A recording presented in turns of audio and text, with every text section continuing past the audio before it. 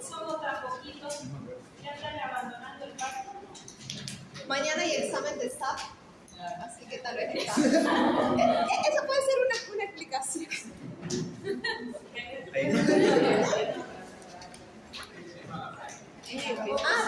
También. Mariana.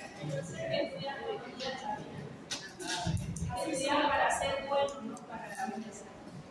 Así son.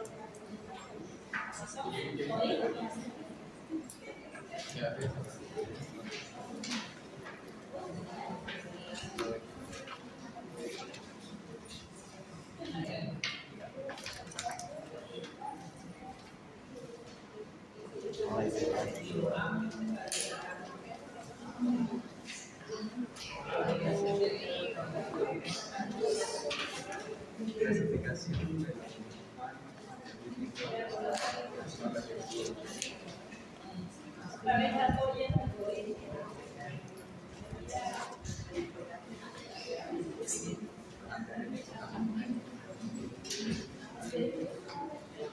Bueno, se fue la ley de los enchufes, nuestro control remoto.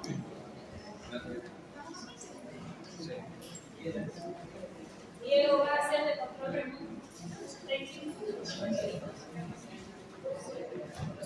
Bien, ahora todos atentos, ¿ya? Si hablo de glucocorticoides,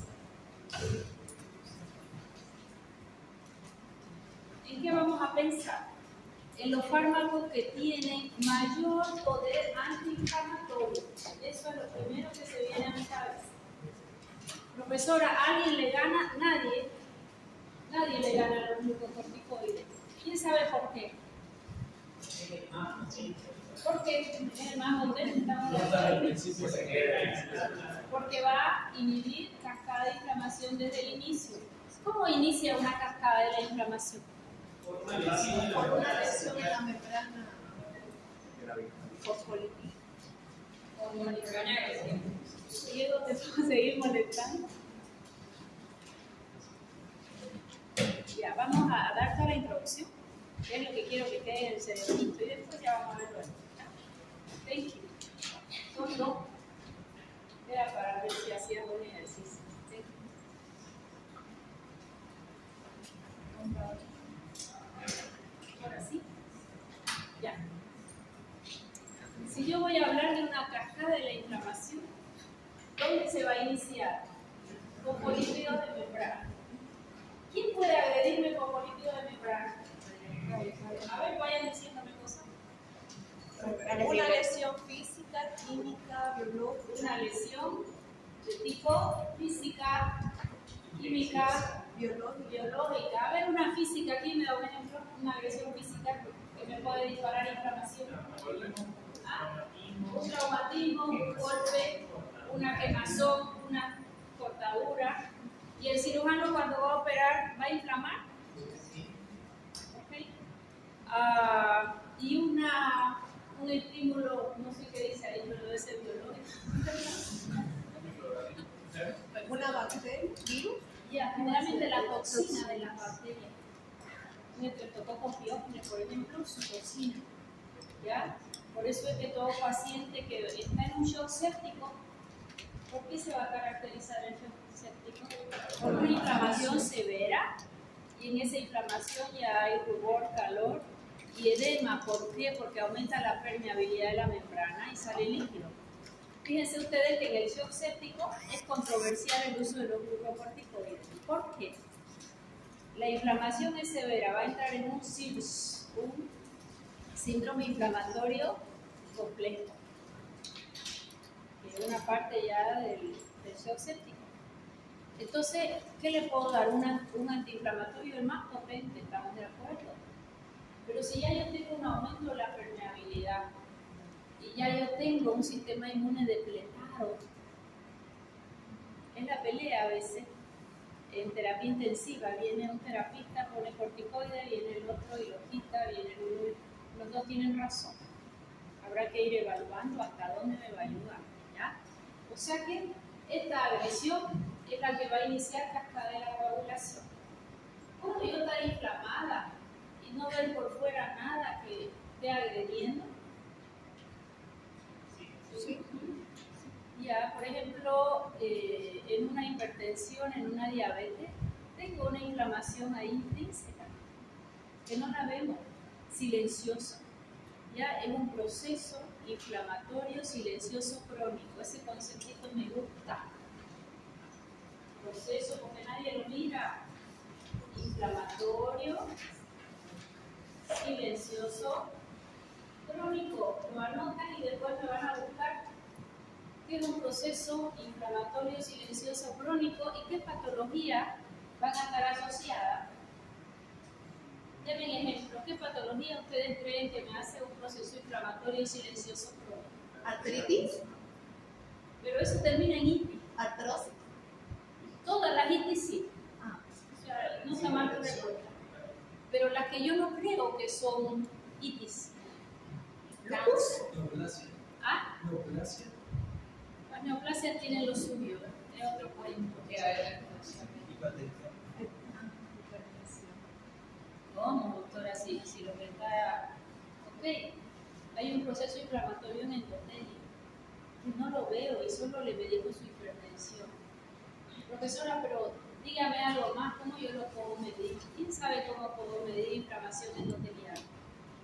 PCR. Fuerte. PCR. Ya, pero no cualquier PCR. PCR ultrasensible. ¿Qué es PCR? Proteína C reactiva.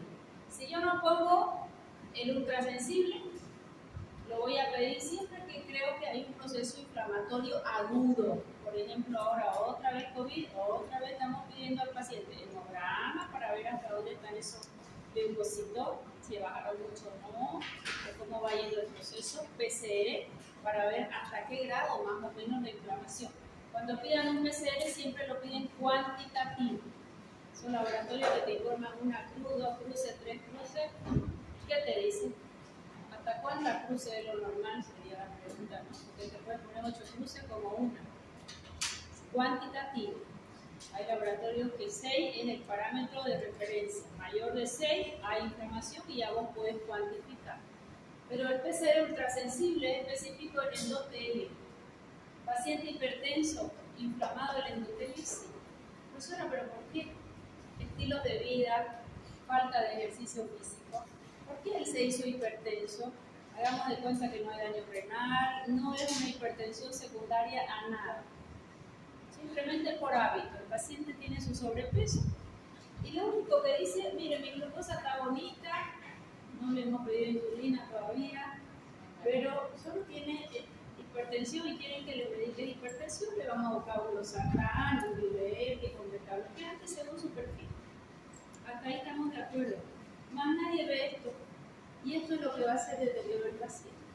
Profesora, ¿pero por qué este paciente hipertenso está inflamado? Por su tipo de hábitos. El endotelio empieza a inflamarse según lo que tú comes y cómo vives. ¿Quién va a inflamar? La nicotina, va a inflamar la elevación de lípidos no saludables en la comida, fritos, condimentos. La hiperglicemia hace los AGE o productos de la glicación avanzada y este endotelio se va inflamando y va adquiriendo carga. Entonces por ahí lo más probable es que al pasar colesterol, triglicéridos, se formen placas de ateroma. Pero este endotelio inflamado es característico del paciente hipertenso. A no ser que sea una hipertensión por extremo estrés, porque el simpático se disparó, paciente súper saludable, atlético, es otro tipo de estrés. ¿Okay? Pero acuérdense En hipertensión también tengo inflamación. Entonces yo estoy inflamado. ¿Cómo lo voy a medir? PCR ultra sencillo. Si bien yo voy a cortar el inicio de la cascada de la coagulación, ¿qué va a ser importante acá? Tratar de controlar el agente etiológico causal. Va a entrar a una cirugía el paciente. Alguna vez yo hice una tesis haciendo en el paciente el uso de glucocorticoides previo a la cirugía. Y con eso, unos eran glucocorticoides y otros AINE. Entonces, ¿cuál era el objetivo? Que cuando el cirujano corte, todo esto ya va a estar bloqueado y la inflamación va a ser menos. Va a haber inflamación, pero va a ser menos. Es como una profilaxis inflamatoria, porque yo sé que va a ser sometido a cirugía. Pregúntenle a cualquier paciente que entra a una cirugía estética, esas que son masivas, que son una, ¿qué se llama? Una lipoescultura. Eso se usa más, ¿no? Desde los brazos, la panza, las piernas, los dedos. Ya, ¿va a haber inflamación ahí o no? Sí, Severa. ¿Y qué le va a pedir el cirujano? Que se coloque un glucocorticoide antes de la cirugía o se la van a colocar si la internan antes. Son las cirugías a las que menos le prestan atención, el preoperatorio, y es la más riesgosa porque es extremadamente agresiva. ¿Por qué el glucocorticoide antes si todavía no hay inflamación? De forma preventiva, para que cuando él empiece a trabajar, ya esta cascadita de inflamación esté controlada. ¿Bien? Entonces, si bien yo tengo mis agentes causales, esos agentes causales, ¿qué hace el fosfolípido cuando es agredido? fosfolipasa y se convierte Fosfolipasados. ¿Y ahí quién aparece en escena? el ácido araquidónico. Ácido araquidónico. Esta cascada la voy a preguntar todos los días de su vida hasta el último día. ¿Está bien?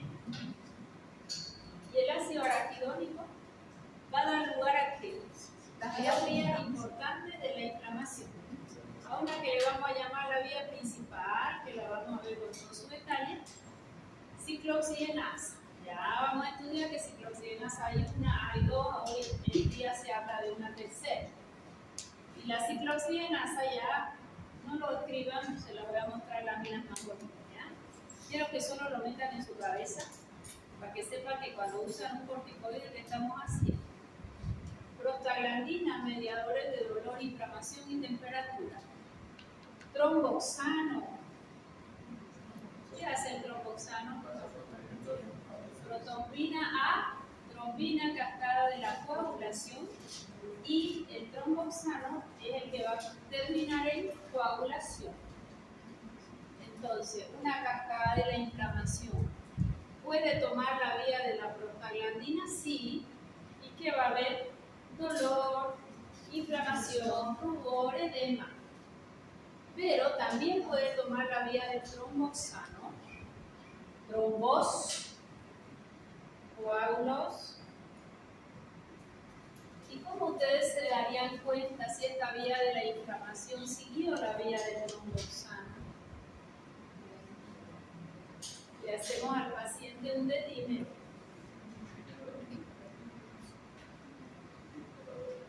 Producto de degradación de los trombos.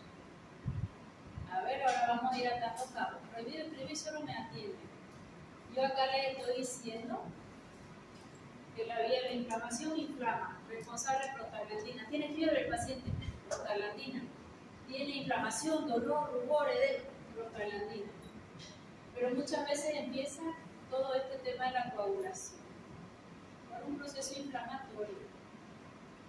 Esto fue lo que ocurrió en COVID, si ustedes se recuerdan. Entonces, cuando estudiamos la cascada de la coagulación, vamos a decir que esta agresión puede sufrir la vía de la prostaglandina o la del tromboxano o la del prostaciclina. ¿Ya? Esta hace trombosis, hace vasoconstricción y hace trombosis. Esta hace vasodilatación Y en lugar de trombosis disminuye coagulación, porque intentan estar equilibradas. Si yo me corto, no me voy a formar un coágulo que me va a coagular entera, ¿verdad? Si yo lo lavo, otra vez se formará, entonces están en equilibrio. Ya, ¿por qué hago esta reflexión? A ver, caso clínico. Esta paciente es una colega farmacéutica y llega a la consulta con un cuadro de una artritis reumatoidea reagudizada. Ella lo traía, pero no le prestaba mucha atención. Y ya cuando viene a la consulta, casi agarrada, le dando un brazo, una chica joven, porque no podía caminar. Entonces, cuando no daba más, va al médico. Ya cuando le hago su perfil inflamatorio, teníamos un factor reumatoideo sobre 20, tenía 42. Más que factor reumatoideo en ese paciente pedimos los péptidos citrulinados, que son los anticuerpos contra la articulación. ¿Ya? Los péptidos citrulinados, los CCK. CCP.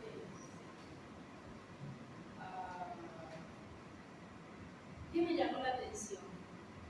Yo estoy ahora trabajando en una tesis donde estoy relacionando el estrés oxidativo, que es que hay radicales libres que agreden la membrana, ¿verdad? Entonces hay inflamación. ¿Qué es yo mirar en una lámina un estrés oxidativo que son como huecos en la coagulación de una gotita coagulada? Y hay radicales libres. Si hay hueco, es porque se han roto los puentes de colágeno que eran insolubles y se hicieron solubles, porque el radical libre agredió.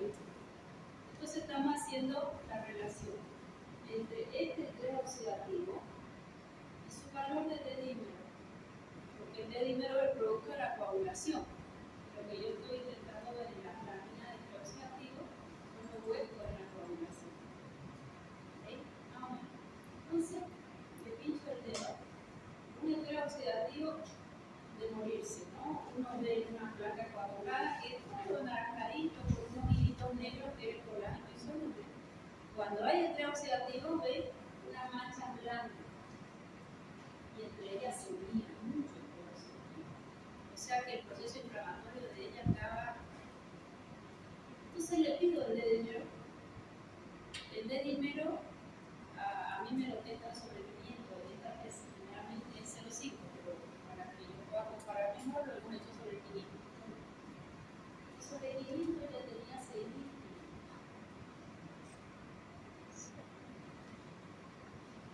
6.500. ¿Qué tienen que pensar? Siempre el dímero D lo ha utilizado el médico vascular para ver que hay un trombo. El COVID, el que tenía de dímero alto, lo anticoagulamos, pero sin preguntarle su número. Porque se te iba a morir y hacía trombos y hacía un infarto. Y la gente que se murió al inicio, que caían así, como mosca, decían, no es, que veían no lo decían, pero nosotros eran muy lejanos. Caían así. ¿Por qué? Porque se coagulaban y hacían un infarto cerebral, cardíaco, renal, cualquier. ¿Y acá qué pasa con esta niña? Cuando yo pinché, la sangre salió muy fácil. Me quedo pensando, sí, ¿qué pasó ahí? ¿Cuándo más se me puede aumentar el D-dímero descartando un proceso trombótico? Un COVID con ese valor de D-dímero no la contaba. O sea, tiene que estar coagulado antes de respirar. ¿Qué le estoy queriendo decir? Que el proceso inflamatorio severo puede no coagular al paciente y tener un D-dímero alto. ¿Por qué? Porque la vía de ella de la inflamación, en lugar de venir para acá, el predominio de esto. ¿Se entendió? O sea que el mensaje cuál es: proceso inflamatorio mediado por prostaglandina, dolor, rubor. Más yo debería medir siempre, cuando es muy severo, un D-dímero. Si sale alto, lo primero, buscar un fenómeno trombótico. Una trombosis pulmonar, una trombosis hexafena, donde fuera. Primero descartes. Si aquello lo has descartado, esto hay que trabajarlo como un proceso inflamatorio que viene de dónde? De cascada de la inflamación. Entonces, si yo les pregunto, ¿en qué puede derivar la vía principal de la inflamación? ¿Cuál es la respuesta? Prostaglandina, y la prostaglandina son mediadores de qué? De la inflamación. Dolor, Rubor. edema, inflamación. ¿Qué otra vía puede seguir? La del tromboxano. La vía del tromboxano. ¿Y cómo me doy cuenta que siguió la vía del tromboxano? Por el dedímero. Por el dedímero. Y si el dedímero sale algo, claro, siempre primero descartar pulso. Puede ser una trombosis pulmonar, una trombosis cardíaca. Descartan primero. Pero puedo yo tener un dedímero alto sin un fenómeno trombótico, Sí. porque toda esa vía de la inflamación siguió la vía del trombo sano, y sí me va a ser un indicador. O pues la otra vía generalmente con la inflamación están de la mano, porque es el vena caudal y el de anticoagular y el anticoagular. Pero igual voy a tener el producto de la degradación del trombosano. Buena pregunta. Yo estoy trabajando en eso. ¿Cómo descartamos que no hay un fenómeno trombótico? Si el fenómeno trombótico fuera en miembros inferiores, la paciente no camina, tiene claudicación. Pero es de que ya no camina así, y eso es una resiliencia aguantada.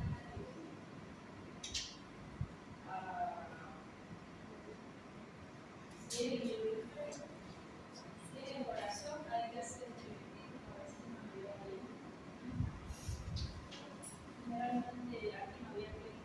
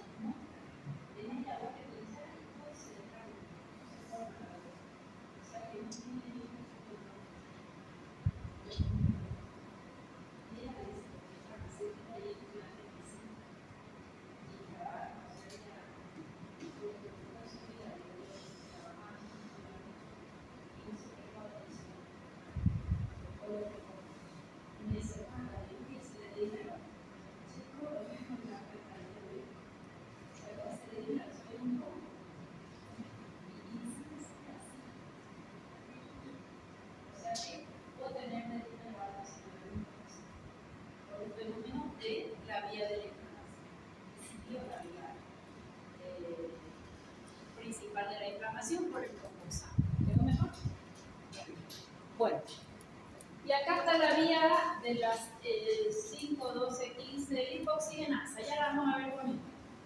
Quiero los conceptos. Ya. Cuando nosotros vamos a hablar ahora de los glucocorticoides, ¿qué necesito que sepan? Que yo voy a producir diario glucocorticoides. ¿Y cómo es que se va a producir diario? Hipotálamo, hipófisis. ¿Quién más? Para producir cortisol. La glándula suprarrenal va a ser el ACTH y ella va a producir el ACTH va a dar quién, ¿no? ACTH y ella va a producir el cortisol. Yo estoy en ayuna ahora, pero no estoy en ayuna porque me voy a supermercado. Y él me hace comer si no me deja salir de casa. Que sabe que hay un gimnasio que en la mañana para mí la ayuna me disfruta hasta el mediodía, pero hoy no es justo que comí unas veces en la dieta, hagamos cuenta que estoy en ayuna. Y le doy su clase hasta la 1 y todavía tengo que llegar a mi casa a 2 de la tarde casi para sentarme. Y hagamos de cuenta que mi última comida ayer fue a las 3 de la tarde. ¿Puedo tener energía hoy o no? Porque voy a matar a los gordos. Sí. ¿Por qué? Porque mi cortisol, si yo dormí bien, después de 3 a 5 horas que yo me acosté, mi cortisol sube y a la mañana lo tengo alto. Y él se encarga de darme la energía suficiente aunque yo no coma. Con esto que estoy diciendo que va a ser su función de mi cortisol, si me da glucosa, en los carbohidratos, ¿cuál es la función del cortisol? Glucógeno, lisis. ¿Qué es glucógeno? La forma de almacenamiento de la glucosa, ¿a dónde? Profesora, los músculos también guardan, sí, pero no lo liberan. Aunque yo siga sin comer, el músculo se lo guarda para él movimentarlo y no lo entrega a sangre. Porque no tiene a la glucosinasa, que sí la tiene el hígado, que va a entregar la glucosa almacenada. El músculo no, el músculo es de lo más tacaño, no va a entregar ni un gramo. Pero este hígado, todo lo que yo comí días anteriores, en exceso de glucosa lo guarda como glucógeno, no son más de 200 gramos generalmente, ¿ya? Según el tamaño del hígado. Entonces, glucogenólisis y el glucógeno que está aquí me lo entrega, aunque yo no coma, y eso hace que aumente mi glucosa. Pero él se puede acabar, sí. Y cuando él se acaba, ¿qué va a pasar? Sigo sin comer. Mi glucógeno se agotó a las 10 de la mañana. Porque encima el día antes comí muy poco carbohidrato. Puede comerse a la proteína. Sí, la proteína. Puede comerse a la proteína, sí. Y aquí hay un dato importante para usted. Cuando uno hace un ayunito prolongado de más de 12 horas, 14, 16 horas, es bueno hacerlo por lo menos 1 o 2 veces a la semana. ¿Qué te permite eso? Que toda la proteína vieja de tu cuerpo entre a ser utilizada como fuente de energía. Fenómeno que se llama gluconeogénesis. Formación de glucosa a partir de sustratos que no son hidratos de carbono. Y ese ayunito de más de 12 horas, 14, 16, que siempre es bueno hacerlo 1 o 2 veces a la semanita, toda tu proteína vieja son las primeras que se van. Entonces te renueva. Las proteínas cada que cumplís años se renuevan, o sea que ellas duran 1 año más o menos. Y después tienen que ser recicladas. ¿Quién te permite ese reciclaje? Por eso la gente que ayuna más, generalmente físicamente le ve con un mejor estado. Ya esa restricción calórica hace que tu proteína viejita sea usada como fuente de energía. listo, ya están todas mis proteínas viejitas ahí, utilizadas como fuente de energía, yo me renuevo. Se acabaron, ¿con qué seguimos? Con los lípidos, o sea que la gluconeogénesis es proteínas y lípidos. Para que el lípido entre a ciclo de Krebs son más de 36 pasos para recién entrar en fosforilación oxidativa y darme energía. Tiene que haber una beta oxidación que no se activa fácil. Ojalá, pues fuera, te dejo comer y ya uso mi grasa. Eso usa unos 5 a 7 días en recién activarse para que yo use mis ácidos grasos como fuente de energía. ¿Ya? Y la energía se baja esos 5 días. Que empieza a hacer una cetogénica, está así 5 días, que no se quiere levantar, está acostumbrado a sus carbohidratos. Pero después 5 días dice, no, estoy fantástico, no como 16 horas y me como todas las grasas que quiero. Tampoco así, pero bueno. Ya él se activa. A ese fenómeno, ¿cómo le voy a llamar? Gluconeogénesis. ¿Será la única vez que hay gluconeogénesis? ¿Ese ayunito prolongado o no? ¿A qué huele ese paciente que está haciendo ayuno prolongado? Fruta. A fruta, a acetona, a manzana. ¿Por qué? Porque los cuerpos cetónicos son producto de la degradación de la grasa. Ah, te llevo tu paciente con vómito y diarrea, te acerca a él, tiene un olor a manzana, a vinagre, ácido acético. Está en cetosis y te va a salir en la orina acetona y por todos lados hasta que lo hidraten. Pero ¿qué otro paciente te llega con cuerpo cetónico? Diabetes. ¿Pero por qué hay este mecanismo? La glucosa no entra por ningún modo. Está alta en sangre, tu insulina no sirve, o no hay, si es no. Y el dolor es terrible en toda la enfermedad saludable, a veces el paciente debutante de diabetes. Dos pequeños. Ahora se ve también, probablemente para el ¿sí? Entonces ahí no puede usar la glucosa. Hay un paciente que era bien gordo, de lo que llega a tu amigo después de 5 años, siendo re flaco. Te dice el gordo, el ex gordo, y vos sabés que nada también en mi vida dice, sí, no igual. Pero te veo flaco, te paso de todo y me adelgazas. Y te ve la patita, una cifra. Y está diabético. Está sacando su proteína como fuente de energía porque su glucosa no la produce. O sea que tampoco es sano. Bien, ¿a dónde iba esto? A que yo voy a producir mi cortisol todos los días de mi vida. Siempre y cuando me acueste y duerma más de 5 horas. ¿Cuándo se produce mi cortisol? Después de 3 horas que me acosté. Si me acosté a las 10, a la 1 de la mañana ya se va a producir. Si me acuesto a la 1 de la mañana voy a tener más problemillas. Porque recién a las 3 o 4 o 5 se debería producir y ahí me levanté. Solo cuando estoy durmiendo se va a producir. Si yo quiero medir el cortisol en mi paciente, ¿a qué hora le voy a pedir el cortisol? ¿A qué hora es la mayor producción de cortisol? A las 8 de la mañana. Y le pido su cortisol en sangre. No un buen indicador, pero hay que pedirle una para comparar. ¿Por qué? Porque el cortisol se libera y se une a su proteína cargadora de cortisol. Y lo que te van a medir en sangre es todo, el libre y el unido a proteína. ¿Y cuál es el farmacológicamente activo? Siempre. El libre. Adivinen cuál es la forma de medir el cortisol en la salida. Voy a la farmacia. El otro puede darte muchos errores. Cortisol en salida. A veces lo pedimos en sangre y en salida el paciente puede parar para poder comparar. Si pide con ACTH mejor para ver cómo está el efecto de la azúcar renal para hacer eso es superior. Y si pido el cortisol, ya lo pedí a las 8 de la mañana. ¿A qué hora baja el 50%? A las 4 de la tarde. 4 de la tarde, very good. Y a las 4 de la tarde, ¿cómo debería estar ese cortisol? A la mitad. Debería estar al 50% de la mañana. ¿Verdad?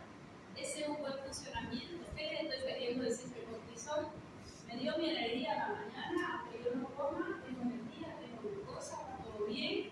Y él va cayendo, y te dice el paciente, ay,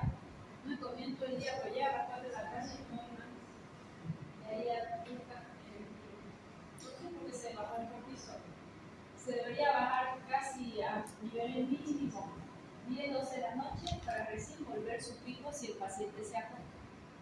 Si yo no me duermo, no va a haber producción. Vamos, producción natural, ¿verdad? Porque si yo vivo súper estresado, ahí la hipercortisolemia es importante. ¿Qué estamos viendo hoy? Si yo tengo un paciente elevadamente estresado, porque el pico del estrés es lo subo, lo bajo, esto es un día, es otro día. Al final del día lo bajo, me duermo, me levanto temprano, hago mi ejercicio, como mi buena fruta, mi comida antiinflamatoria, estudio mucho, doy un buen examen. Entonces me voy a mi cama feliz, contento, duermo como un ángel y cargo. Pero si este paciente cortisol alto, lo baja un poquito y sigue, ¿qué va a pasar con los años? ¿Qué fue lo que pasó con esta paciente que yo les cuento? Ella extremadamente obsesiva en querer mejorar en su vida y estudiar más, y trabajar mucho y rendir para todo. Y no bajó nunca su cortisol. ¿Qué puede pasar aquí? Da alto. ¿Qué puede pasar con esta glándula que es la productora? Se agota. Y si se agota y ya no tengo cortisol alto a la mañana, está bajito,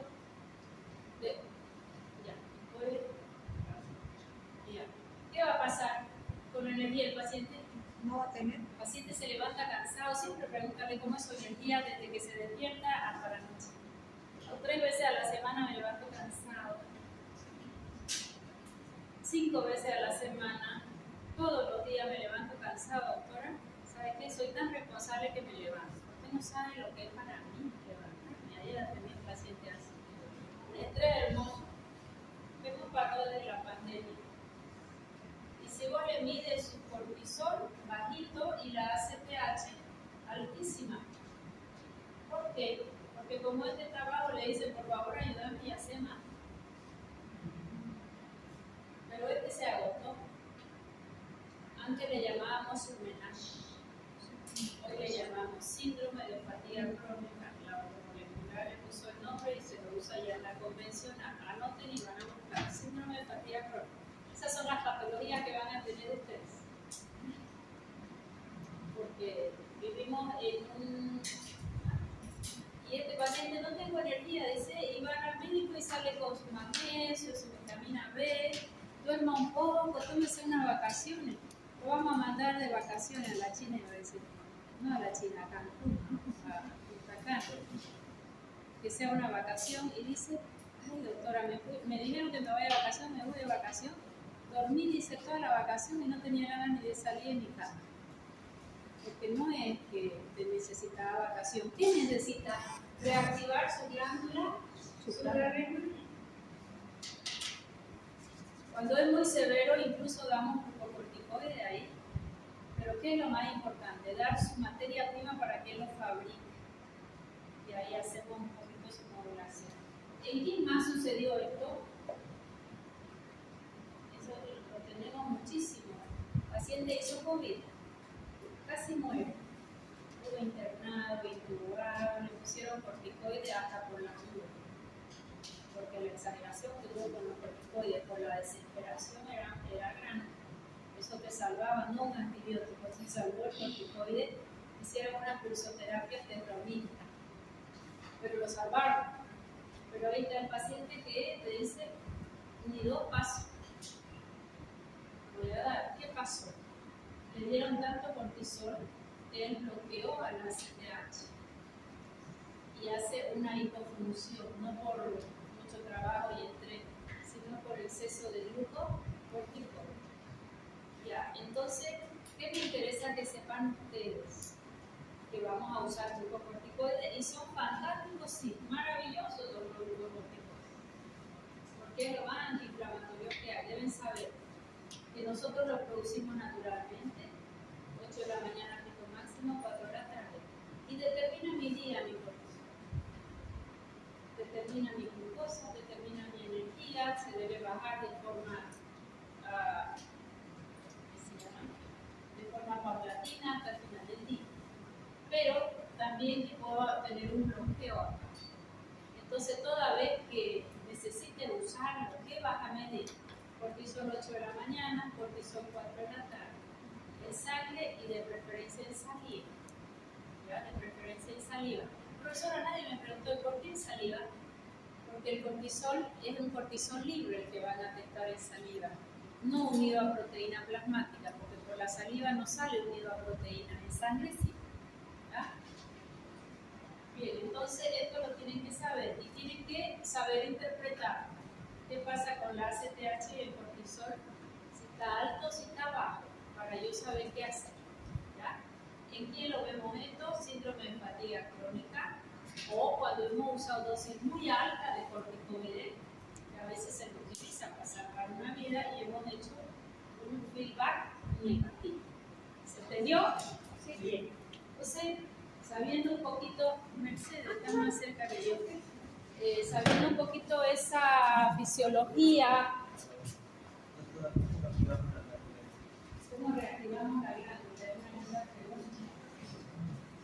Para reactivar una glándula suprarrenal tenemos que utilizar varios de los aminoácidos, entre ellos usamos dosis altas de fenilalanina, que es uno de sus precursores. Después,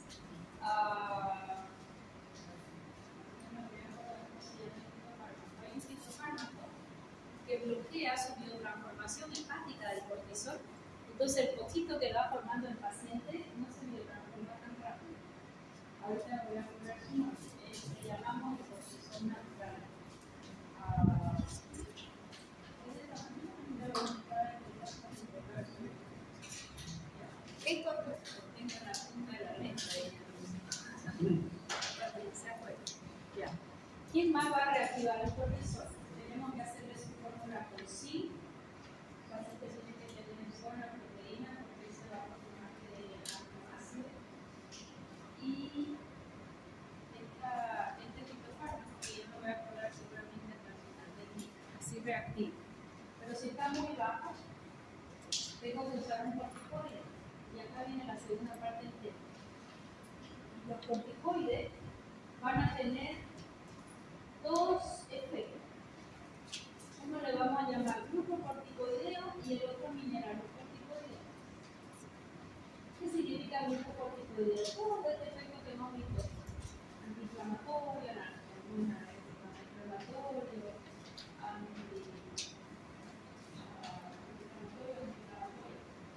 y el otro efecto es el mineralocorticoideo. ¿Qué es el mineralocorticoideo? Significa que la suprarrenal, la médula y la corteza van a producir, uno va a producir los corticoides y el otro la aldosterona.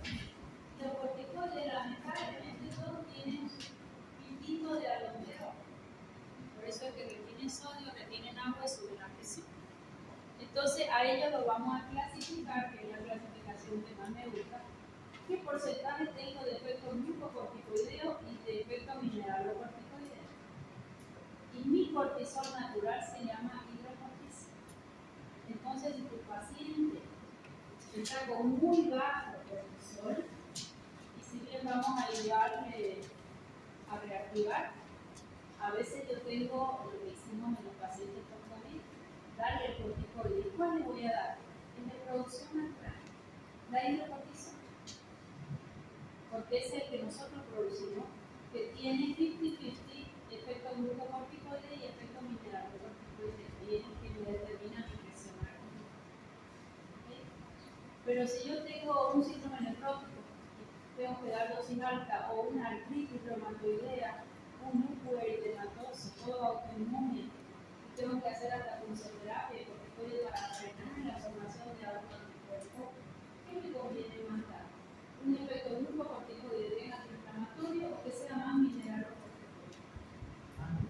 Más gluco y chiquitito mineral. Y aquel paciente que pierde el perdedor de sal, solo le vamos a dar el Mineralocorticoide. O sea que cuando estudiemos ahora los glucocorticoides, los vamos a clasificar de acuerdo a su actividad gluco y mineralocorticoide. Su semividad también. Ahora sí me ayuda.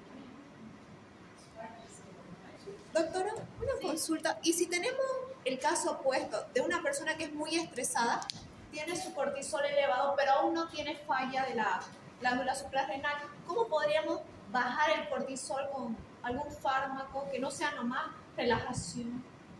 La relajación es lo que más cuesta. Sí. Qué linda pregunta. Así lo encontramos al paciente estresado. El cortisol te intoxica. Cuando estás muy estresado, el cortisol te intoxica, estás intolerante, probablemente estás ansioso, estás taquicárdico, no logras apagar tu luz y no duermes de noche, o te acostaste cansado y a las 2 horas ya estás arriba. Esos son los pacientes que llegan a la consulta antes de aquello. ¿Y qué hago para apagar? Porque este cortisol se subió por estrés. Del estrés se vaya a ser a Cancún, nada, señor. ¿Cómo bajo el estrés? ¿Quién es el neurotransmisor de la tranquilidad? GABA. Gracias. El ácido gamma aminobutírico. ¿Quién baja el GABA? ¿Quién estimula el GABA? Las acciones que nos generan placer. ¿Ah? Las acciones que nos generan placer. Esto es más la dopamina. El GABA es de la tranquilidad, no de la creatividad. ¿Cómo aumento mi GABA yo? ¿Ah? Fuerte. Licorice se llama. Pero si yo le doy GABA, se transforma y no llega a nada. ¿Cómo lo subo? El GABA. ¿Qué te van a dar si llegas estresado a la emergencia?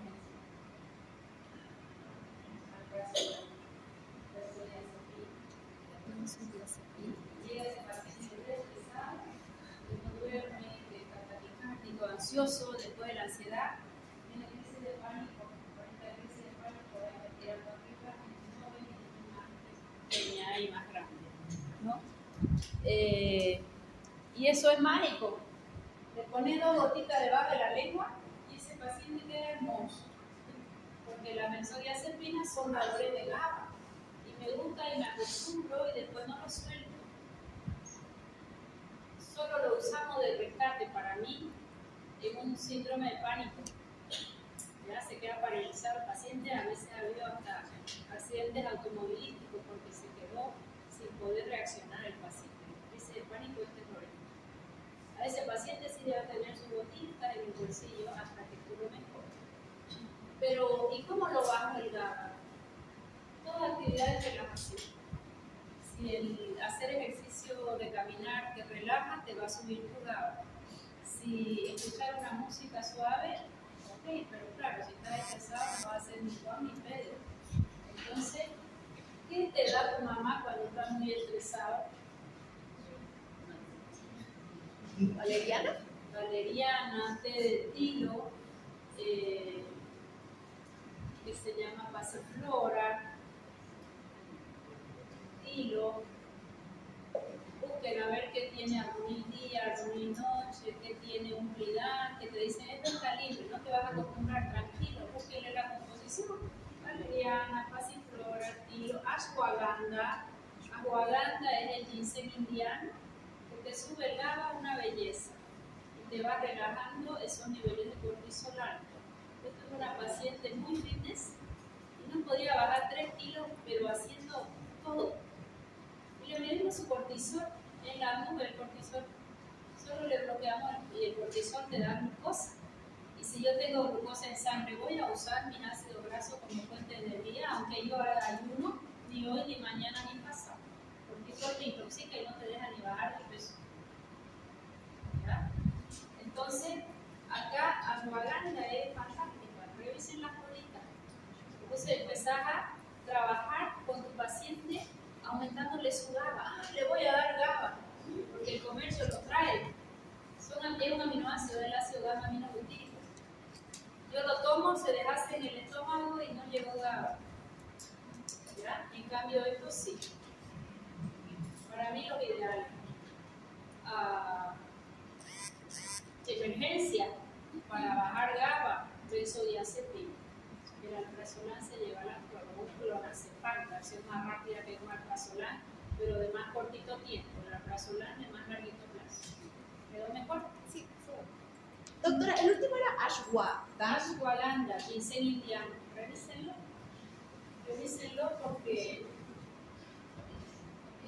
todos esos pacientes son los que le van a tocar a ustedes. Ahora, a veces desde los niños, detrás de un niño a la consulta, doctor, este niño no duerme, tiene una hiperactividad hermosa y encima se acuesta y 2 de la mañana debe estar todo a gozar en la casa, no es autista, nada.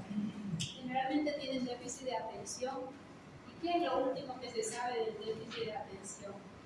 Son chicos muy inteligentes, pero no pueden enfocarse. ¿Por qué? Porque su software tiene una inundación de ideas y no entran esas ideas ordenadas, sino que él está inundado permanentemente, entonces no logra enfocarse. ¿Y qué les da? Sensibilidad, que aumenta dopamina y los deja ya molas. ¿Quedó clarito? Sí, doctor. El GABA a la mañana lo tengo que tener alto o bajo. Bajo. Y mi cortisol alto. Y mi adrenalina alta. La adrenalina dura poco. ¿Qué tengo que hacer para que ella un poquito se mantenga? Sistema simpático, y ella se forma a partir de fenilalanina, de tirosina hasta formar adrenalina. Y bajar el GABA. Final del día, ¿qué tengo que hacer? Bajar adrenalina, bajar dopamina y subir GABA. Busque mecanismo de acción del alprazolam. Aquí digo mecanismo de acción del alprazolam. Digo, voy a poner mi máquina para no hablar y avanzar rápido. Esta es mi mediecita, me parece que son muy grandes. Incrementa la actividad de GABA. Fuerte. Actúa incrementando la actividad de GABA con una transmisión inhibidora. Ya, aumenta incrementando la actividad de GABA. Ese es su efecto farmacológico. ¿Y cuál es su mecanismo? Eso ya ustedes lo tienen que saber y diferenciar. Porque el mecanismo va a ser una interacción, una inhibición, una enzima, algo. A ver quién lo pilla. Reprime el sistema nervioso central. Efecto farmacológico, caballero. Vas 2-0, te estoy dando 2 puntos. Que sigan participando.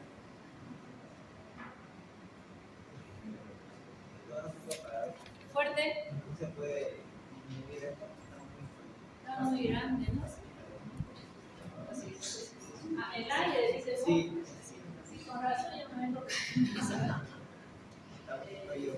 que pasa es que lo venía poner no hacia abajo, solo hacia el techo. Yo en el laboratorio eso lo ponían así. Después viene el paciente está enfrente y no le llegaba. Mira, apenas que anda, o sea que no. Pero para que se despierte en el frío hace vasoconstricción y la vasoconstricción aumenta la adrenalina y la adrenalina aumenta el flujo cerebral y aquí estamos con ya está, ¿quién midió el mecanismo de acción de la benzoacetina? De la paracetamol. A toda la cadena clínica ya no hace nada. Mecanismo de acción quiero.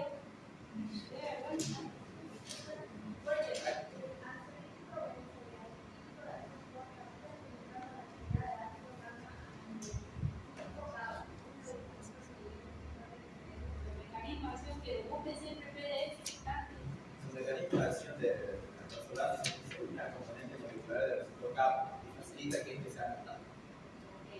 Se une al receptor GABA, que abre los canales de cloruro.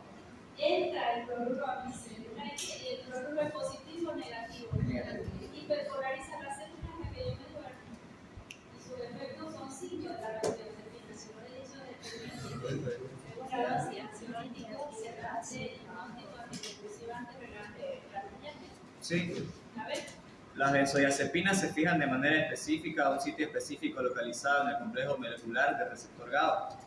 Como resultado de esta interacción, sobreviene una modulación alostérica en el complejo que permite la mayor influencia del GABA sobre su sitio específico de interacción, aumentando la probabilidad de abertura del canal de cloruro en respuesta al GABA. A este receptor no solo se fijan las benzodiazepinas clásicas, también lo hacen moléculas no benzodiazepínicas como ciclopirrolonas, imidazopidinas, pirazolopidinas y beta-carbolinas, etc. O sea que otros grupos de fármacos también, generalmente los depresores, los depresores aumentan GABA. Si va a ser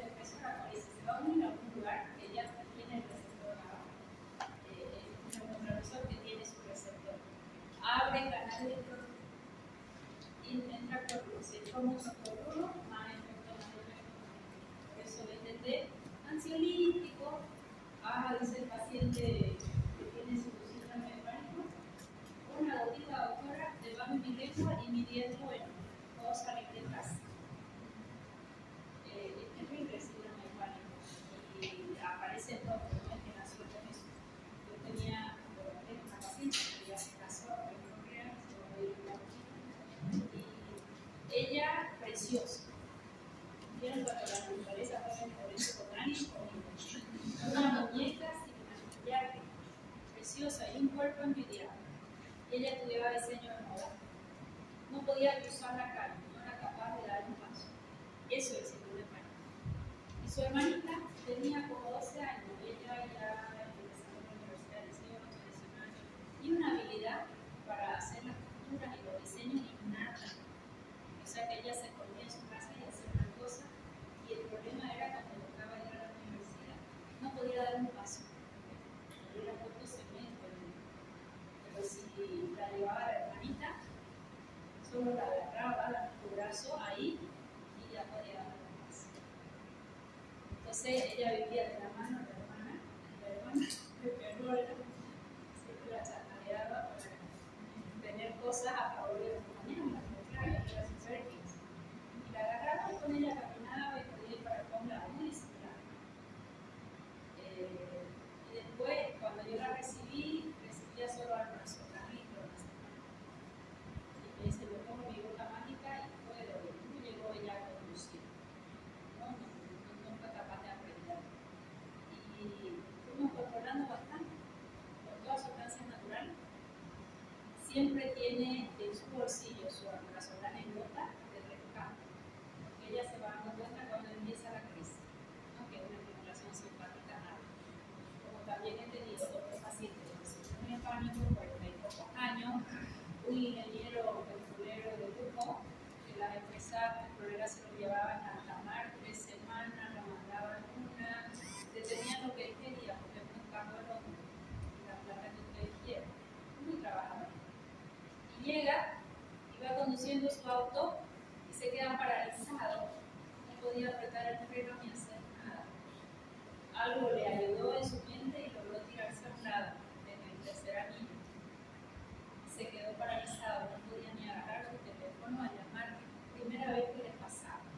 Ese es un estrés severísimo. Eso es un síndrome de pánico. ¿Se entendió?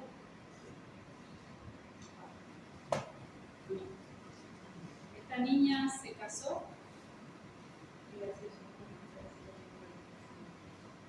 con un muchacho que también tenía síndrome de pánico. Y entre los dos se super ayudan, ¿no? Entonces todas sus actividades y todo en su casa, ella en su carita, para ir ayudándose ellos, para tener su GABA lo más alto posible, ¿no? Su tipo de comida, las infusiones que toman, que son valeriana, intentando ayudarse. Interesante, porque los corticoides, ¿dónde se van a producir? En la médula suprarrenal, adrenalina, y esto ya lo saben de memoria. La zona, aquí está, la zona glomerular. ¿Qué va a producir la zona glomerular? Aldosterona. Aldosterona. Por eso es que yo no puedo separar la parte del grupo corticoidea con la mineralocorticoidea. La fascicular va a ser el cortisol. Y esto que no hablamos nada. La fase reticular va a ser testosterona. Como profesora, si la testosterona la voy a producir en mi gónada, que soy hombre, y la mujer, el ovario que hace testosterona y le dice aromatiza y toma electrones. ¿Por qué será que las suprarrenales hacen la hormona sexual también? ¿A quién se le ocurre algo? Solo se me ocurre su base que está formado por el ciclo pentano. Tenemos muy bien. Pero la gónada también vamos a usar el ciclopentano, al colesterol. ¿A quién se le ocurre algo? ¿Por qué esta suprarrenal, además de hacer mineral corticoide y cortisol, va a ser hormona sexual? Si yo tengo mi propia cola,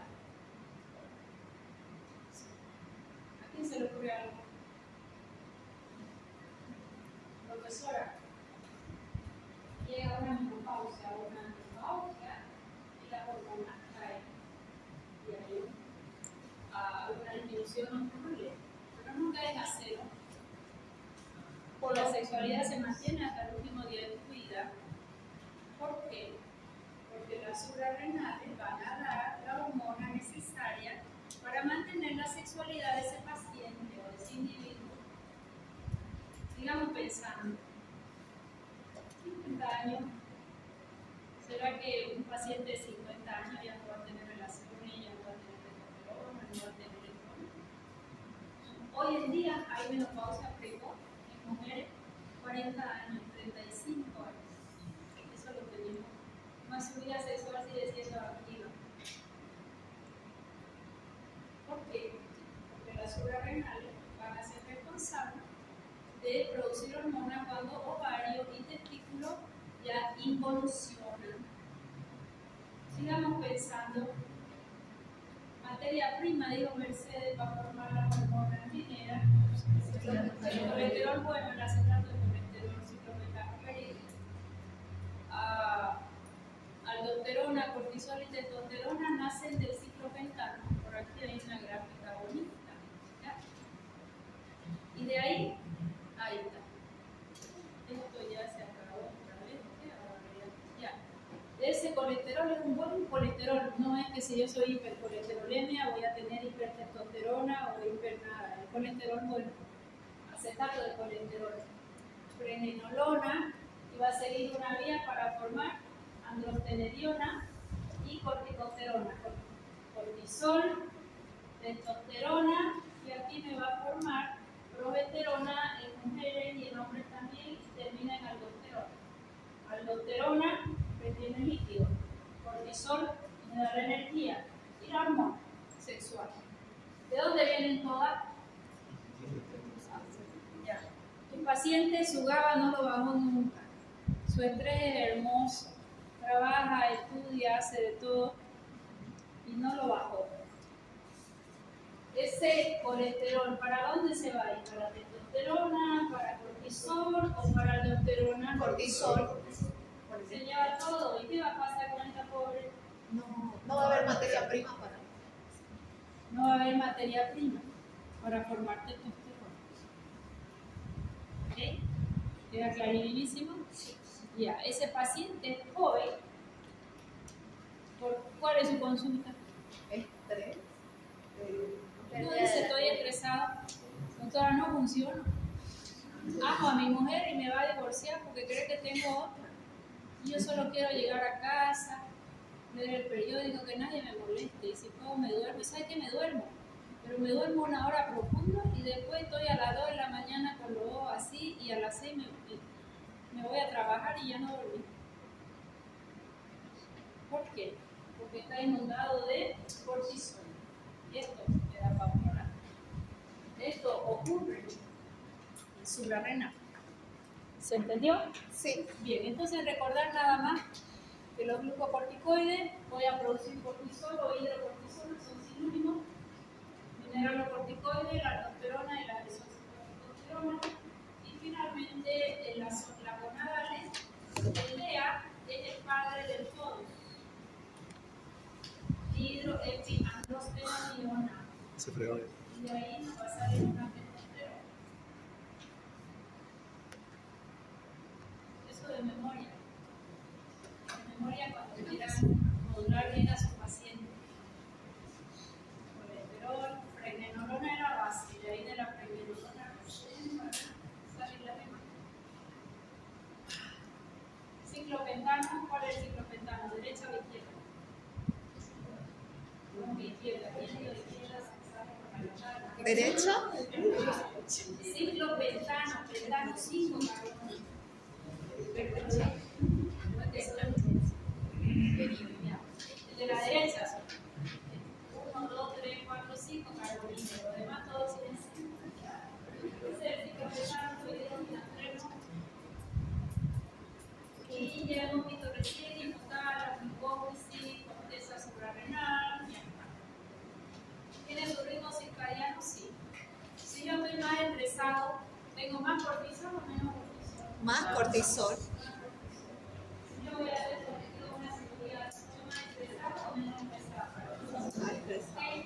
veces se le pone su glucocorticoide al paciente porque puede estar despejado. ¿Cuál es la única cirugía con premio que la mamá entra con una sonrisa? Tiradora de plomo. No puede. La cesárea, porque va a conocer a su hijo. Me va a decir la cirugía plástica. Esa también.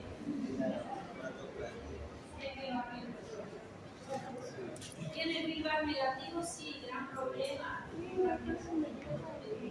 Esta es nuestra aula, ¿no?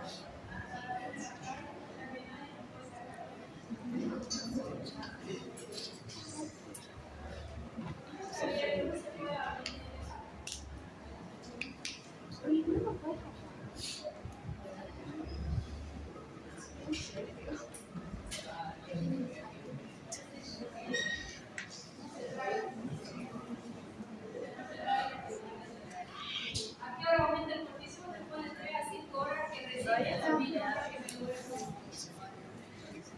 Hay variabilidad genética, sí. ¿Quién va a hacer a mi ritmo? Si estoy estresado, depresiones, bueno, ya está.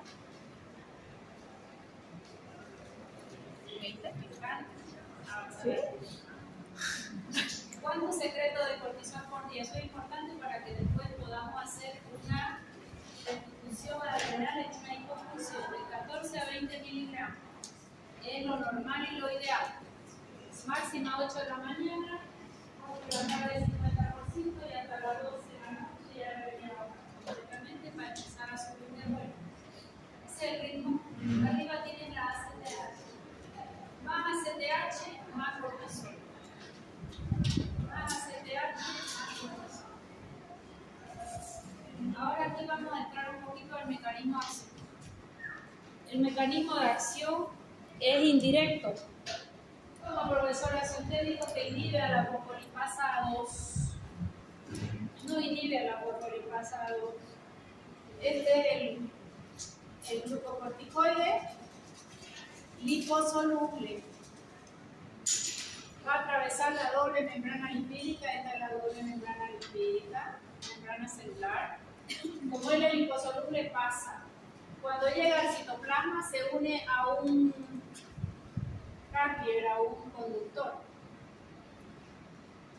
Ese conductor lo va a llevar hasta dónde? Lo va a llevar hasta el núcleo. Lo traslada al núcleo. Entonces, este conductor me trajo mi corticoide al núcleo. En el núcleo, él le va a dar la orden al ribosoma mediante un ARN mensajero. El mensajero lleva un código. ¿Qué es código? Código para formar una proteína. Ribosomas forman proteína. ¿Y el código qué? Alanina, más fenilanina, más tirosina, más no sé qué, y eso se va a llamar lipocortina. O eso se va a llamar cualquier proteína. O sea que no todas las proteínas son iguales, cada una tiene su secuencia. ¿Quién le da la secuencia? El mensajero. Entonces viene la orden y el mensajero empieza a trabajar el ARN mensajero y ahí va codificando un aminoácido más otro más otro. En el segmento 30S te dice qué aminoácido va a ir del ribosoma y en el 50S lo une. Entonces de pronto ya se formó una proteína. La proteína que forma el corticoide se llama lipocortina. Y la lipocortina es quien va a inhibir a la fosfolipasa 2. ¿Se entendió? Entonces la acción es rapidísima, pero la acción más rápida se llama hidrocortisona. Lo más lento, beta y dexa. Ahorita lo vamos a mirar. ¿Se entendió? Sí. Bien, entonces, ¿cuál es la secuencia para que ello funcione? Atraviesan doble membrana lipídica, buscan su transportador, llegan al núcleo, le dan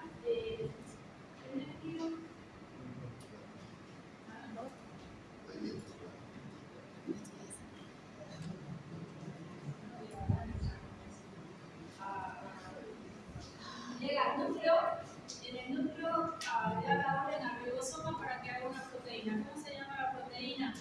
Lipocortina. Lipocortina. ¿Y qué hace la lipocortina? Inhibe fosfolipasa 2. Perfecto. Inhibe fosfolipasa A2. Ahí está un poco más bonito.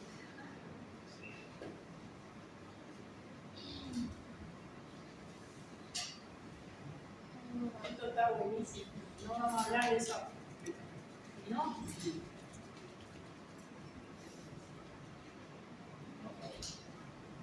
Eso es lo mismo, pero un poquito más. Simplification.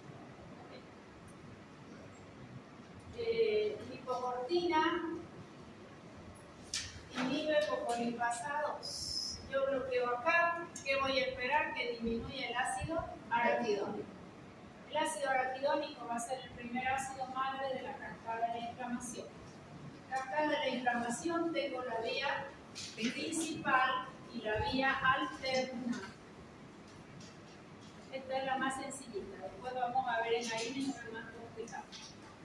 Esta ciclooxigenasa va a dar lugar a endotoxicación y ya lo hemos visto. Prostaglandina. ¿Qué número hay aquí? 2. ¿Por qué? La E, la D. La 1 y la 3 son antiinflamatorias. Mercedes, te has ganado un punto. Ay, La 1 y la 3 son antiinflamatorios. ¿Quién me sube la prostaglandina de la línea 1 y de la línea 3? omega 3. Yes. Omega 3. Han compartido medio. Omega 3. ¿Y qué es lo que hace la prostaglandina esta de la línea 2? Es inflamatorio. Vasodilatación. Broncoconstricción. ¿Se acuerdan que en asma decíamos prostaglandina, histamina, leucotrieno, factor de agregación plaquetario como autacoide dentro del basófilo? Aumenta la permeabilidad, por eso va a haber edema, permeabilidad capilar, dolor y fiebre. ¿Ves? Tromboxano. Este me está sacando canas verdes, pero ahí va. Tromboxano hace vasoconstricción y agrega las plaquetas.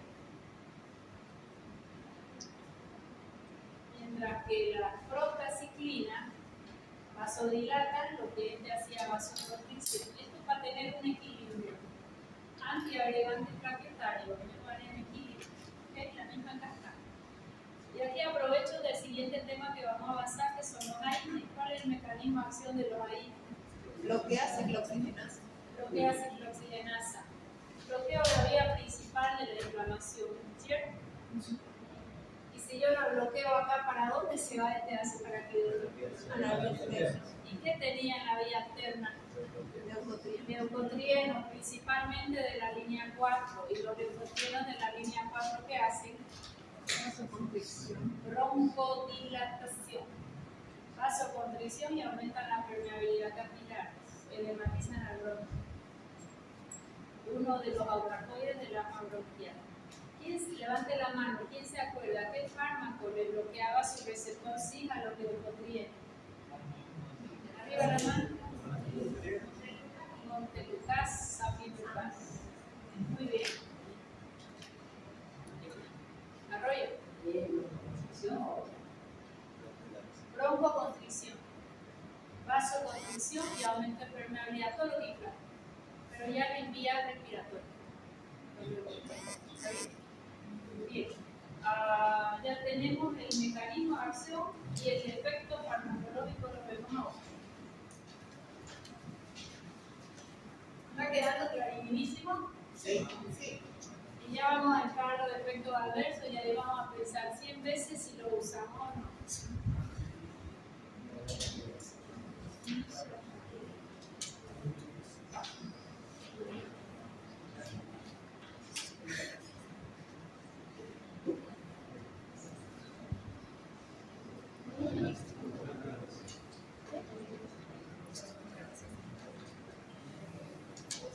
¿Verdad? Y alguien con su teléfono no puede apagar un ratito. Nadie. ¿Ah? Siempre digo, me voy a comprar un control de ahí, uno de ahí, hasta ahora no va. Pero se puede apagar su suelo. ¿Ah? ¿Tiene un botón? Pero de todos modos ya no me conviene. porque aquí te batiendo no entra. No se siente. Pero aquí sí. Vos estás así, está desde que empezó la clase. Sí, yo sé que vos te congelaste porque te vi. Después se me va a caer.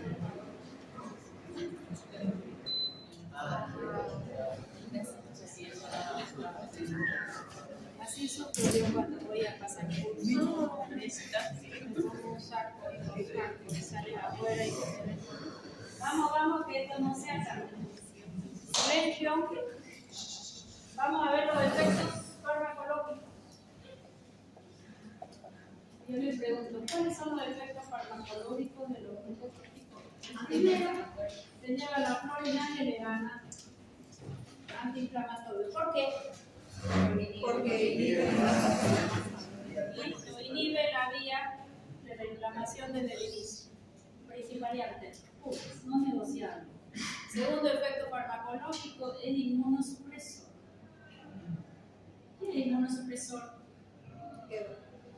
Me va a bajar el sistema inmune, y eso porque disminuye la actividad de los linfocitos T, de los linfocitos B, incluso de los leucocitos.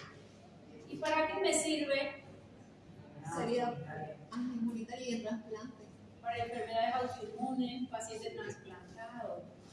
Este efecto no se da a bajita dosis. Si yo uso una prednisona 5 miligramitos, me antiinflama bonito y no me baja la inmunidad. Esto se va a dar con dosis alta o tratamiento prolongado. Paciente con un trasplante de riñón, le dice el médico, hasta el último día de su vida no me deja de tomar esto. Así de importante. Tiene razón. Porque si lo deja de tomar, probablemente puede haber un rechazo al órgano. ¿Ok? Ahí le va a dar dosis bajita, pero todos los días de su vida. Pero si yo me guisé el tobillo, me dieron prednisona unos 3 días para que desinflame más rápido, yo voy a tener todas esas ramas. ¿Okay? O sea que las RAMs van a depender si la dosis es alta y del tiempo de uso. Number 3. Tiene un efecto metabólico. Y así lo van a decir siempre. Como metabólico, doctora, sí, sobre hidratos de carbono, sobre proteína y sobre lípidos. ¿Qué dijimos que hacía sobre los hidratos de carbono? Glucólisis. Glucogenólisis. ¿Qué más? Gluconeo. Es decir, todo esto lleva a hiperglicemia. Ya lo vimos. ¿Qué le hace a la proteína? Proteólisis, me gusta. Proteólisis destruye proteína y en términos más bonitos, anabólico proteína. Perdón, catabólico. Catabolismo de nutrición. A pesar de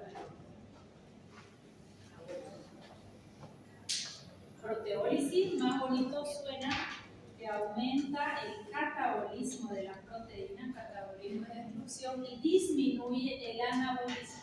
¿Ya? O sea que encima que destruye proteína, no deja que el cuerpo forme proteína. Importantísimo. Y en los lípidos, lipólisis es destrucción de los lípidos y aumentan los ácidos grasos libres en sangre.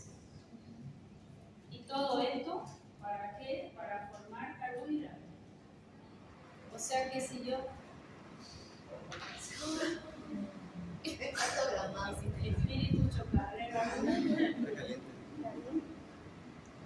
cuando yo era estudiante de medicina, estaba en 3er año, estaba estudiando una madrugada y me solita, mi hijo dormía chiquitito, y mientras yo estudiaba, aparece su robot de mi hijo. Así era un robot que le había regalado para Navidad. Soy linda, ¿no? Me levanto, voy a enviar a mi hijo por si él no tenía el control. No, el control estaba en el escritorio, fui lo traje conmigo y lo dejé a mi lado. Dije, al rato me da la vuelta así. Mi hermano era medio mi vecino, vivía más allá y lo llamo y le digo, hermano, algo ahí en mi casa, venite volando.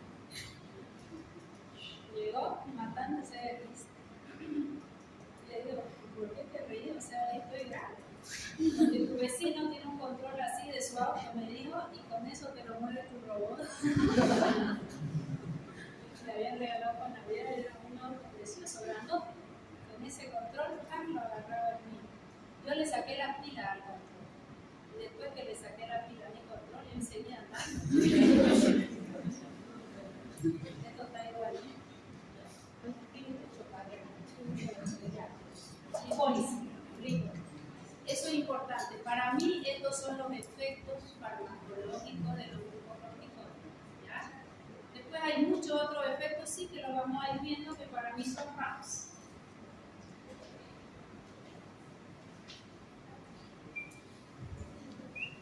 El glucocorticoide, antiinflamatorio por excelencia, es lo mejor que existe.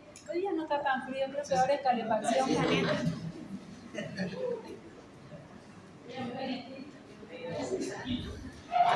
¿Es calefacción en serio? Sí, es calefacción.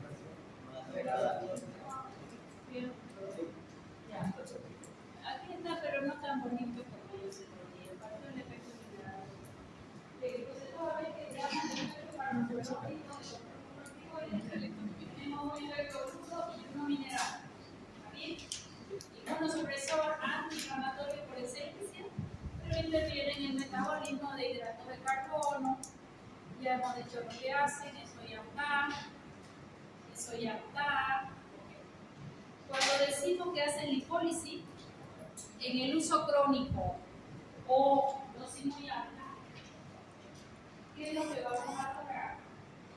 Redistribución de la grasa. Tu paciente está tomando glucocorticoides de largo plazo, dosis alta. ¿Cómo se llama el síndrome? Síndrome de Cush. Síndrome de Cush. ¿Cómo te das cuenta que un paciente no tiene síndrome de Cush? Cara en luna llena. Lo primero que se queda el paciente, doctora, no, que le tengo que decir, mire, en esta cara parece un payaso. Acá no me voy a tomar ese. Ahorita es una llena, la espalda de búfalo y redistribución de la grasa en la cintura abdominal. Patita flaca y brazo flaco. ¿Por qué?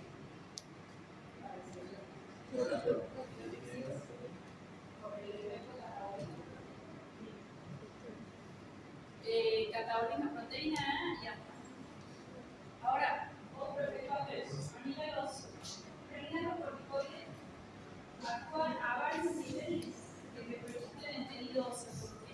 Porque disminuyen la absorción de vitamina D, que no te explico. Disminuyen la absorción de vitamina D del intestino. ¿Qué más hace?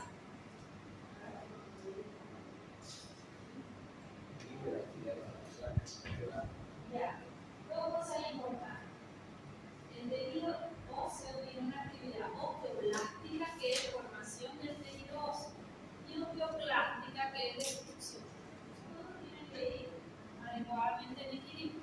Pero me aumenta la osteoclástica, destruye el tejido óseo y disminuye la osteoblástica, que no se forme nueva. Y además me sube el paratormona. ¿Quién sabe dónde está la paratormona y para qué cuerno sirve?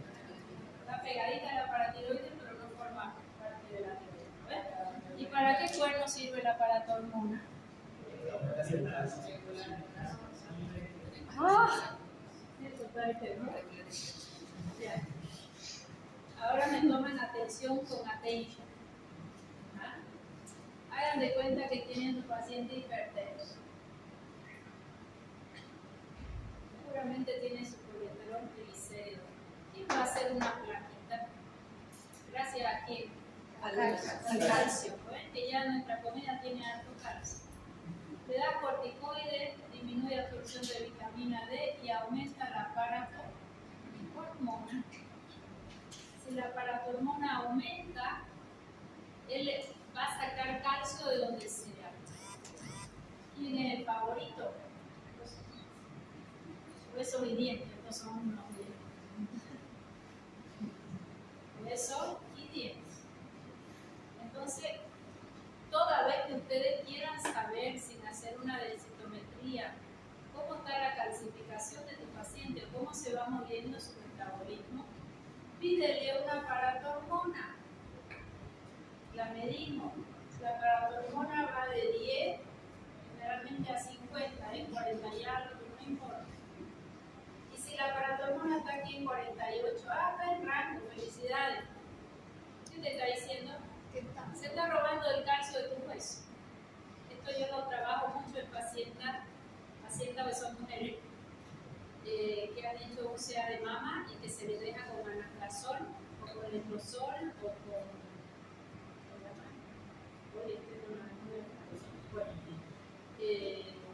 ¿por qué? Porque estos fármacos hacen osteopenia y osteoporosis. Entonces tienen que medir su paratormona y la ideal es que esté al medio. Está muy cercana de acá, se está robando el calcio del hueso. ¿Qué más le vas a pedir a ese paciente? Muchos médicos piden calcio. El calcio en sangre depende de lo último que comiste. Pero el calcio intracelular es el que está dentro de la célula. Y si es hasta 1,4 y tu paciente tiene 1,5, ¿cuál es tu conclusión? Te perdiste, Rolando. Vamos de nuevo, que esto es importante y no está en el libro y no lo saben usar. Vamos de vuelta. En este caso, el corticoide sube para pulmón. No es el único caso. Pero estoy en corticoide. ¿Cómo puedo saber yo cómo está la paratormona? Porque la unidad me dice. Pero yo la tengo que interpretar. Si la paratormona se sube en sangre, su objetivo es buscar calcio de donde sea. ¿Y de dónde lo va a sacar? De los De huesos los huesos y y de los dientes. ¿Okay? O sea que lo va a descalcificar a tu paciente si la paratormona es alta. ¿Cómo te das cuenta cómo está el calcio en las células del paciente? Calcio intracelular. ¿Hasta cuánto es, profesor, el calcio intracelular? Hasta 1,4. Y si está 1,5, ¿qué me dice? está muy elevado. Que la célula está acumulando mucho calcio, va a ir a la calcificación seguro. Si a mí me duele mi hombro porque tengo una tendinitis crónica, no. Siempre me levanto, me duele. Capaz por lo que jugaba volé con estos brazos tan flacos. Y nunca me hicieron hacer una mesita, una barbaridad. Yo jugaba en la selección crucera. Si tengo una lesión y tengo mucho calcio, ¿qué va a pasar? Se va a calcificar y se cronifica. Yo tengo una plaquita de ateroma, ahorita mi colesterol nomás pasa el calcio y lo calcifica. Tengo dolor de artrosis, calcificado. Le hace su placa al paciente, hay que dolor, pico del oro, osteofito, calcificaciones por todos lados. ¿Se entendió? Busca el riñón, calcificaciones, le ven el hígado, calcificaciones, está calcificando. Aorta se va a calcificar. O sea que no es que el calcio alto sea bueno. Entonces, estas dos relacionar siempre paratormona con el calcio intracelular. ¿Se entendió? Sí. Ya.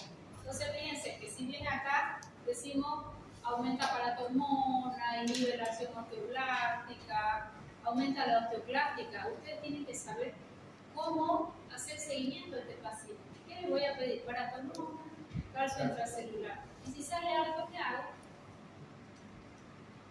¿Cómo le va a paratormona? Vitamina D3.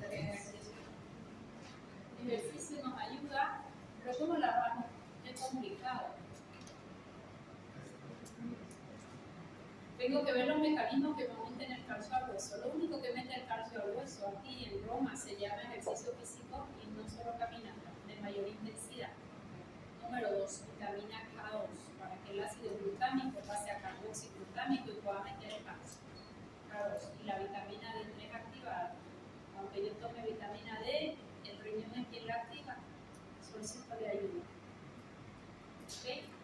Si ya yo logro eso, probablemente la paratormona se va a bajar. ¿Y quién es su antagónico? El calcio. Magnesio. Bajar el calcio de la alimentación y aumentar la magnesio. Si tu paciente tiene que recibir su prednisona porque tiene su trasplante, porque tiene un síndrome nefrótico y lo va a usar por 6 a 8 meses, porque tiene una artritis reumatoidea, la calcificación va a ser terrible. Ahí voy a dejar. En la otra clase no voy a hablar y solo voy a presentar una lámina y vamos a avanzar rápido. ¿Se entendió? Porque Sí. Lo que yo más necesito es que ustedes sepan que es mi producción natural, qué es lo que hace y que yo sin tomar corticoides puedo descompensar esa suprarrenal. Puedo aumentarla o la puedo bajar. Y es lo que hay que evitar en los pacientes para no llegar a usar los fármacos. Esta profesora de fármacos quiere que usen fármacos. A veces es importante. Ya. Apágame por favor esto de nuevo que no toque frío un poquito.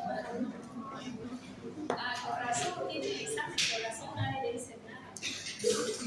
Bueno, los que se tienen que ir, nos vemos diario y los que se tienen que quedar. ella